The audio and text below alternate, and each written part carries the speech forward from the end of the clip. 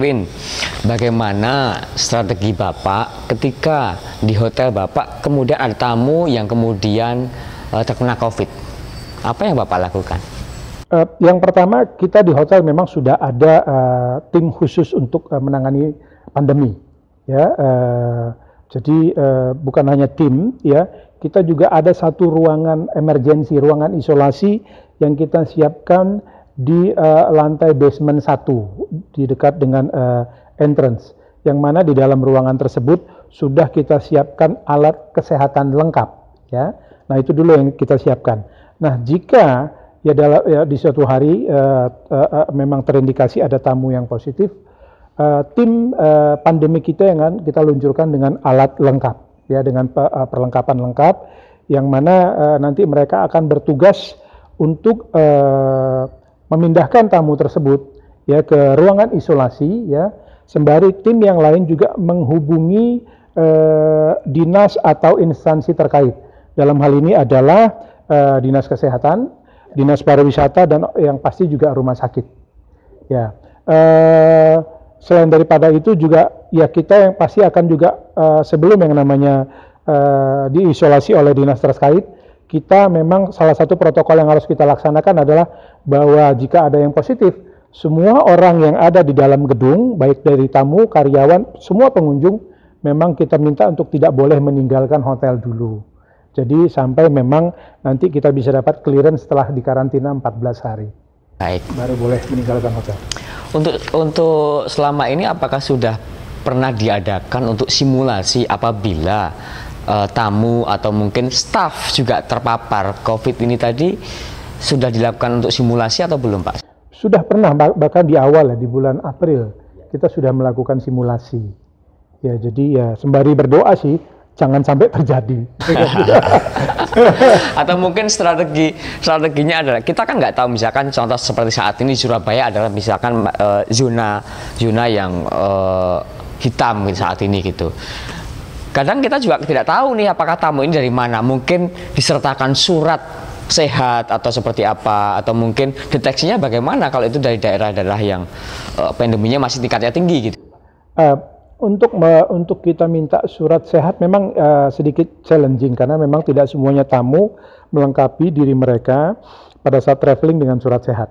Tetapi kita dari Tauziah dan juga dari PHRI kemarin sudah ada memang surat isian yang harus diisi oleh tamu yang menyatakan bahwa mereka memang sehat, dan yang mana di dalam surat tersebut mereka juga bersedia bertanggung jawab jika terjadi apa-apa dengan mereka dan mau kooperatif. Ya, jadi surat sehat memang tidak kita haruskan untuk setiap tamu ada, tapi setiap tamu wajib untuk mengisi surat deklarasi sehat tadi, ya, yang kita pada saat mereka check-in. Baik, ini jawaban yang sangat tepat banget. Kalau dari Oyo sendiri bagaimana, Mas Bibi? Persiapannya seperti apa apabila karyawannya atau mungkin ada tamu yang terkena COVID, bagaimana nih? Nah, ini di properti sendiri itu kita ada tim namanya operasional. Nah, itu tiap operational head sudah menginformasikan ke masing-masing IBM, ya. Itu IBM itu adalah asisten branch manager. Jadi mereka yang untuk bertanggung jawab di tiap-tiap properti. Nah, dari offset sendiri sudah memberikan informasi bahwasanya apa yang kemarin kita sampaikan di Sanitize Day kepada owner, yaitu untuk menjaga setiap karyawannya untuk selalu memberikan ibaratnya tiap check-in, dan kalau ada tamu yang memang benar terkena COVID, ya, mungkin kita seperti tadi sebutkan ada yang OTG, orang tanpa gejala seperti itu. Memang caranya adalah kita memang membuat si tamu tersebut merasa nyaman dulu. Nah, dan kita juga menyiapkan beberapa protokol kesehatan. Selain dari beberapa properti meminta memang ada surat sehat, surat rapid test maupun swab. Dan ada beberapa properti memang mereka dengan welcome kalau memang ada tamu-tamu yang terkena PDP ataupun ODP seperti itu. Kita memang ada yang beberapa properti memang membuka tangan mereka, dan mereka sudah menyiapkan beberapa protokol kesehatan tersebut gitu. Itu yang menjadi kelebihan dari Oyo sendiri seperti itu. Bahkan kemarin waktu terjadi di Surabaya ya, waktu salah satu pabrik rokok tuh ya, beberapa karyawannya beberapa memang terkena COVID dan beberapa yang ada harus kena di karantina, ada yang kena PDP dan ODP, itu semuanya beberapa memang masuknya di propertinya kita. Dan itu cukup ditanggepin dengan cukup positif dan baik oleh beberapa klien-klien kita seperti itu. Jadi memang kita tidak membeda-bedakan lah seperti itu, karena sama-sama kita manusia ya, ada yang sakit ya kita bantu, karena beberapa rumah sakit di Surabaya sendiri kan memang nggak bisa menampung ya sebegitu banyaknya karyawan yang terkena PDP waktu itu. Dan ya alhamdulillah puji Tuhannya itu cukup memberikan kesan positif bagi Oyo sendiri di mata perhotelan lah di Indonesia seperti itu. Baik, tadi saya di belakang Pak Erwin itu ada bisik-bisik spesialisnya Pak Erwin ini di strategi room F&B nih. Nah, mungkin bisa dijelaskan tipsnya apa nih, apa yang dilakukan Pak Erwin nantinya ini? Tips yang untuk apanya nih? Untuk room maupun F&B Pak, strateginya seperti apa Pak? Kalau untuk room, yang pasti tadi kan saya sudah sampaikan ya, kita untuk meningkatkan tingkat hunian bahwa kita publikasikan ke masyarakat ramai bahwa hotel kita safe, corona free ya, corona safe, yang mana tadi saya sudah jelaskan langkah-langkah yang kita ambil untuk tamu check-in, karyawan masuk, begitu juga dengan supplier. Tetapi di kamar sendiri juga kita lakukan langkah-langkah lain. Jadi dalam proses pembersihan kamar, semua kamar itu setiap hari pada saat pembersihan harus disinfeksi ya. Dan disinfeksi sendiri bukan hanya penyemprotan untuk di dalam kamar, tetapi juga kita memberikan cairan disinfektan pada saat pembersihan filter AC yang secara berkala. Ya, ini adalah satu langkah yang kita lakukan untuk memastikan bahwa situasi atau kondisi di dalam kamarnya kita itu memang aman.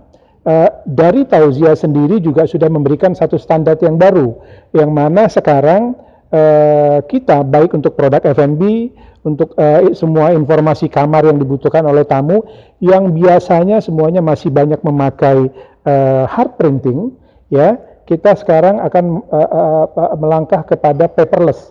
Jadi ada QR code, ya, jadi semua yang namanya printing materials di kamar nanti itu akan dihilangkan.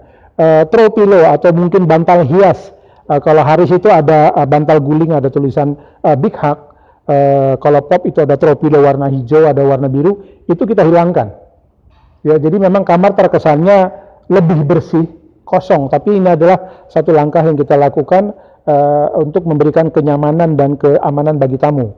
Ya, nah selain daripada itu juga, ya memang kita tawarkan beberapa paket-paket yang cukup menarik kepada para potensial klien kita, yang mana paket-paket ini kita tidak hanya tawarkan melalui online, tetapi juga melalui offline. Offline dalam hal ini adalah yang direct berkomunikasi dengan kita kepada corporate, begitu juga dengan yang retail travel agent. Ya, yang mana bukan hanya sekedar paket menginap, tetapi juga kita ada beberapa benefit yang kita berikan di dalamnya.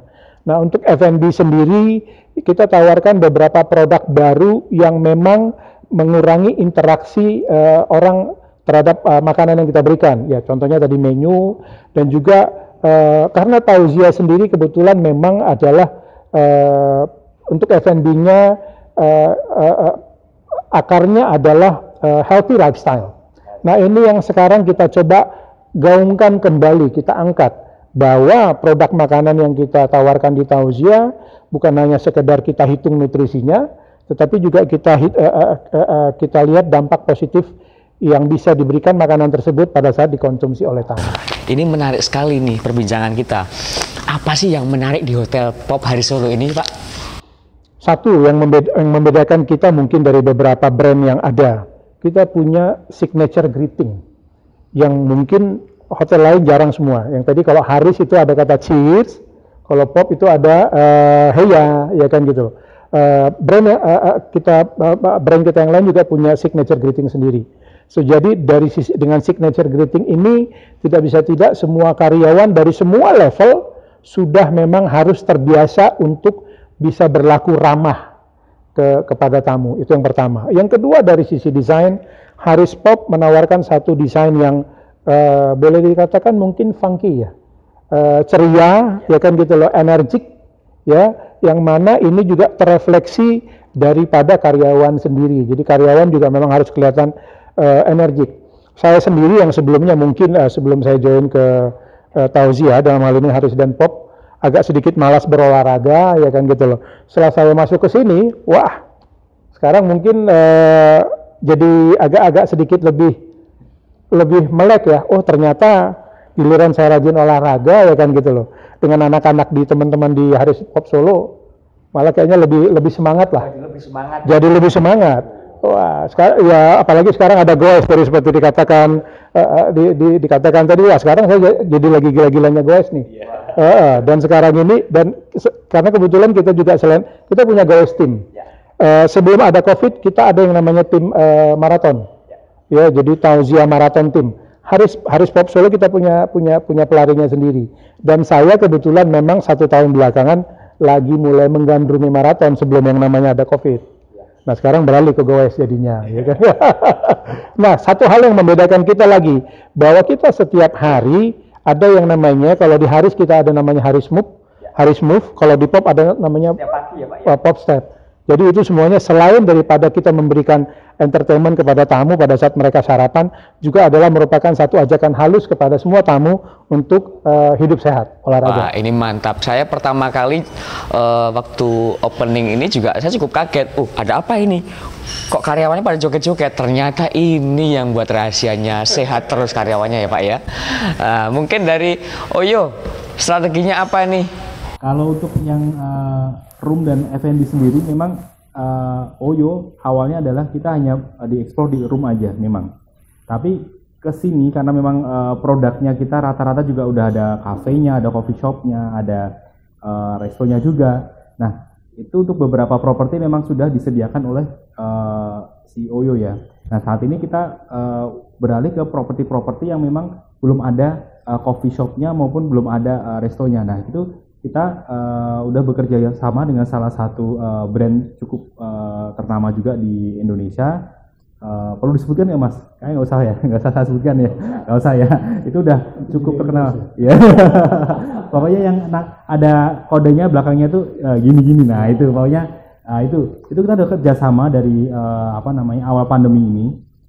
Memang cukup menarik apa yang ditawarkan oleh vendor tersebut. Dan itu juga kerjasamanya kita juga cukup murah aja gitu. Jadi memang properti yang tidak memiliki kafe ataupun resto itu kita bisa menawarkan dengan harga cuma 25.000, sudah bisa breakfast, bisa ataupun mau lunch ataupun mau dinner kita sudah sediakan gitu. Mau yang buffet maupun yang à la carte kita sudah sediakan, menunya sudah ada gitu. Jadi memang itu sedikit inovasinya dari Oyo. Jadi memang banyak orang bilang Oyo kan cuma aplikasi kan Mas gitu. Ya bener aplikasi gitu. Cuman kan jarang banget ada yang kita bisa pesan makanan. Salah. Waktu klien atau tamu kita datang ke propertinya Oyo, mereka bisa bertanya kepada resepsionis ataupun ke penjaga bahwasanya kita juga bisa menyediakan breakfast ataupun lunch dan juga dinner. Dan walaupun itu hanya berupa kotak ya, nasi kotak seperti itu yang dari vendor kita. Dan itu memang karena di situ ada brandnya dan cukup memberikan antusias lebih kepada tamu-tamu kita. Bahkan mereka mesti dipikirnya paling kalau breakfast di Oyo paling cuma dapat nasi padang nih ataupun nasi rames ataupun paling nasi gudeg gitu ya, nasi liwet gitu. Ternyata enggak, kita bisa mendapatkan brand yang cukup terkenal yang ada di Indonesia. Satu lagi, ini tips-tips bisnis atau strategi apa yang Bapak lakukan nih, atau tips-tips yang mungkin Bapak bisa bagikan kepada pemirsa nih dalam survive di tengah pandemi ini, Pak? Yang pasti mindset tetap positif, itu yang pertama. Ya, itu yang pertama. Yang kedua, kreatif. Jangan pernah stop untuk berinovasi. Jadi di tengah pandemi seperti ini ya, kita memang dituntut untuk bisa sekreatif mungkin menawarkan produk-produk yang baru. Jadi jangan bergantung dengan produk yang sebelumnya kita jual. Ya, sudah 2 poin. Yang ketiga, tetap optimis, tetap semangat, dan jangan pernah menyerah. Wah, ini Selalu jaga kesehatan. Ini kalimat yang sangat luar biasa pemirsa, karena seorang disampaikan oleh seorang pemimpin. Ini benar-benar pemimpin yang luar biasa, karena di saat seperti inilah peran pemimpin ini dituntut untuk berkreativitas dan tetap inovatif dan berpikir positif. Mungkin dari Mas Wibi penutup kali.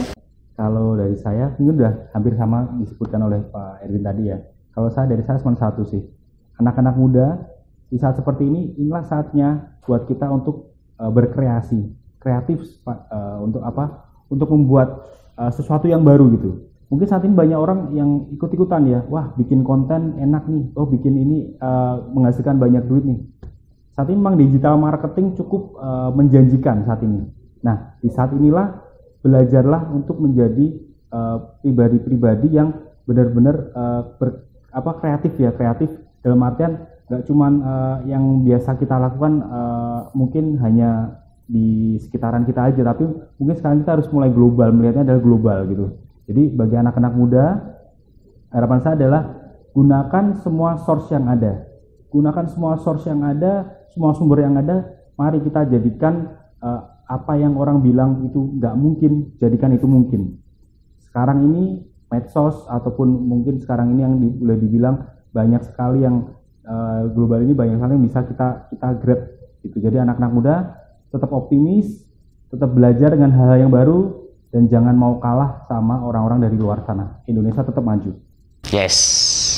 Baik pemirsa Solo TV, tidak terasa perjumpaan kita harus berakhir sampai di sini, dan ikuti terus ngobrol santai di Solo TV. Jumpa lagi dengan saya Inung Takamori. Wassalamualaikum warahmatullahi wabarakatuh.